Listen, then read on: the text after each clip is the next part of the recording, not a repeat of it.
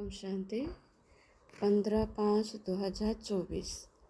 मीठे बच्चे, याद का आधार है प्यार। प्यार में कमी है तो याद एक रस नहीं रह सकते, और याद एक रस नहीं है तो प्यार नहीं मिल सकता।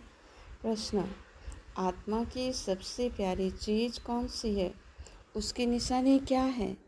ये शरीर आत्मा के लिए सबसे प्यारी चीज़ है। शरीर से इतना प्यार है जो वो छोड़ना नहीं चाहती। बचाव के लिए अनेक प्रबंध रचती है। बाबा कहते हैं, बच्चे वो तो तमोप्रधान छिची शरीर है। तो बाबा कहते हैं, बच्चे ये जो तमोप्रधान छिची शरीर है, तुम्हें अब नया शरीर लेना है। इसीलिए इस पुराने शरीर से ममत्व निकाल दो। इस शरीर का भान ना रहे। ये है अंतिम मंजिल। ओम शांति। रूहानी बाप रूहानी बच्चों को समझाते हैं। अब ये तो बच्चे जानते हैं कि दैवी संप्रदाय का उद्घाटन तो हो चुका है। अब तैयारी हो रही है वहाँ जाने के लिए। जहाँ कोई शाखा खोलते हैं तो कोशिश की जाती है बड़े आदमी द्वारा ओपनिंग कराने की। बड़े आदमी को देख नीचे वाले ऑफिसर आदि सब आएंगे। समझो गवर्नर आएगा तो बड़े बड़े मिनिस्टर आदि आएगा। अगर कलेक्टर को तुम बुलाओ तो बड़े आदमी नहीं आएंगे। इसलिए कोशिश की जाती है बड़े से बड़ा कोई आए, किसी न किसी बहाने से अंदर आए तो तुम उनको रास्ता बताओ। बेहद के बाप से बेहद का वर्षा कैसे मिल रहा है, ऐसा कोई दूसरा मनुष्य नहीं जो जानता हो तुम ब्राह्मण के सिवाय। ऐसे भी सीधा नहीं कहना है भगवान आया है। ऐसा भी बहुत कहते हैं भगवान आ गया है, परंतु नहीं, ऐसे अपने को भगवान कहलाने वाले ढेर आए हैं। ये तो समझाना है बेहद का बाप आकर बेहद का वर्षा दे रहे हैं। कल पहले मिसाल ड्रामा प्लान अनुसार ये सारे लाइन लिखनी पड़े। मनुष्य लिखत पढ़ेंगे, फिर कोशिश करेंगे। जिनकी तकदीर में होगा। तुम बच्चों को मालूम है ना कि हम बेहद के बाप से बेहद का वर्षा ले रहे हैं। यहाँ तो निश्चय बुद्धि बच्चे ही आते हैं। निश्चय बुद्धि भी फिर कोई संचय बुद्धि भी बन जाते हैं। माया पिछाड़ लेती है, चलते चलते हार खा लेती है। ऐसा तो लॉ भी नहीं है जो एक तरफ सदैव जीत हो। हार होए ही नहीं, हार और जीत दोनों चलती है। युद्ध में भी 3 प्रकार के होते हैं, फर्स्ट क्लास, सेकेंड क्लास और थर्ड क्लास। कभी कभी युद्ध ना करने वाले भी देखने के लिए आ जाते हैं, ये भी अलाउ किया जाता है। शायद कुछ रंग लग जाए और इस सेना में आ जाए, क्योंकि दुनिया को ये पता नहीं है कि तुम महारथी योद्धे हो, परंतु तुम्हारे हाथ में हथियार आदि तो कुछ भी नहीं है। तुम्हारे हाथ में हथियार आदि शोभेंगे भी नहीं। परंतु बाप कहते हैं ज्ञान तलवार ज्ञान कटोरी। तो उन्होंने फिर स्थूल में समझ लिया है। तुम बच्चों को बाप ज्ञान के अस्त्र शस्त्र देते हैं, इस पे हिंसा की बात नहीं, परंतु ये समझते नहीं हैं। देवियों को स्थूल हथियार आदि दे दिए हैं, उनको भी हिंसक बना दिए हैं। यह बिल्कुल समझने की बातें। तो बाप अच्छी तरह समझाते हैं कि कौन कौन फूल बनने वाले हैं। तो ये बेहद का बाप तो बहुत प्यारा है, सभी शुभ मनोकामनाएं पूरी कर देते हैं। मनुष्य को क्या चाहिए? एक तो चाहते हैं तंदुरुस्ती अच्छी हो, कभी बीमार ना हो। सबसे अच्छी है ये तंदुरुस्ती। तंदुरुस्ती अच्छी हो परंतु पैसा ना हो तो ये तंदुरुस्ती भी क्या काम की। फिर चाहिए धन जिसमें सुख मिले। तो बाप कहते हैं तुमको हेल्थ और वेल्थ दोनों ही मिलता है ज़रूर। ये कोई नई बात नहीं है, ये तो बहुत बहुत पुरानी बात है। तुम जब जब मिलेंगे तो ऐसा ही तो कहेंगे, बाकी ऐसा नहीं कहेंगे कि लाखों वर्ष हुई व पद्मों वर्ष हुए। नहीं, तुम जानते हो ये दुनिया नई कब होती है, पुरानी कब होती है। हम आत्माएं नए हम आत्माएं नई दुनिया में जाती है और फिर पुरानी दुनिया में आती है। तो तुम जानते हो हमारी माला बनती है, ये भी तुम बच्चों की बुद्धि में है कि और किसी की बुद्धि में नहीं है। रुद्रमाला उठाकर फेरते रहते हैं, तुम भी फेरते थे ना, अनेक मंत्र जपते थे। बाप कहते हैं ये भी भक्ति है, यहाँ तो एक को ही तो याद करना है। और बाप खास कहते हैं मीठे मीठे रूहानी बच्चों, भक्ति मार्ग में देह अभिमान के कारण तुम सबको याद करते थे, अब मैं कम याद करो। एक बाप मिला है तो उठते बैठते बाप को याद करो तो बहुत बहुत खुशी होगी। बाप को याद करने से सारी विश्व की बादशाही मिलती है।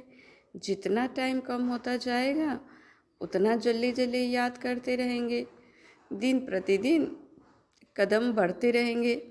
आत्मा कभी थकती नहीं है। शरीर से कोई पहाड़ आदि भी चढ़ेंगे तो थक जाएंगे, बाबा को याद करने में तुमको कोई थकावट नहीं होगा, खुशी में रहेंगे। बाबा को याद कर आगे चलते जाएंगे। आधा कल्प बच्चों ने मेहनत की है शांति धाम में जाने के लिए, एम ऑब्जेक्ट का कुछ भी पता नहीं है। तुम बच्चों को तो परिचय है, भक्ति मार्ग में जिसके लिए इतना सब कुछ किया वो कहते हैं अब मुझे याद करो। तुम ख्याल करो बाबा ठीक करते हैं या नहीं, वो तो समझते हैं पानी से ही तो पावन हो जाएंगे। पानी तो यहाँ भी है, क्या ये गंगा का पानी है?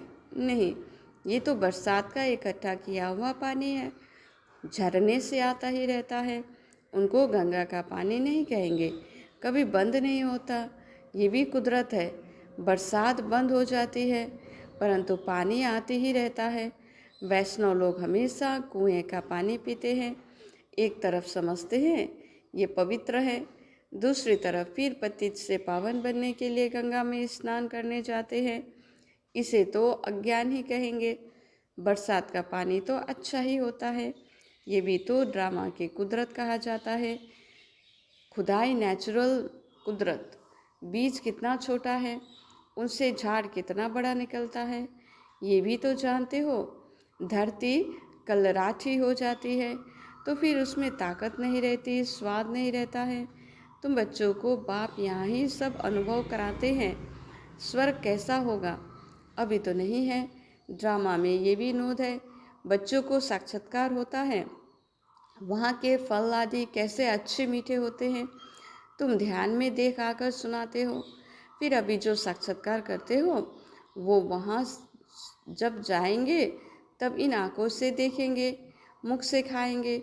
जो भी साक्षात्कार करते हो वो सब इन आँखों से देखेंगे।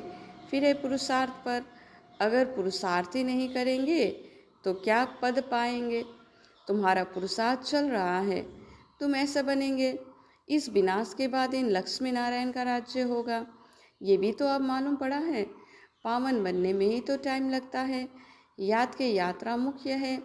देखा गया भाई बहन समझने से भी बाज नहीं आते हैं, बुरी आदत नहीं छोड़ते हैं, तो अब फिर कहते हैं भाई भाई समझो। भाई बहन समझने से ही दृष्टि नहीं फिरती, भाई भाई देखने से फिर शरीर ही नहीं रहता। हम सब आत्माएं हैं, शरीर नहीं है। जो कुछ यहाँ देखने में आता है वो तो विनाश हो जाएगा। ये शरीर छोड़कर तुमको अशरीरी होकर जाना है। तुम यहाँ आते ही हो सीखने के लिए, हम ये शरीर छोड़कर कैसे जाए, मंजिल है ना।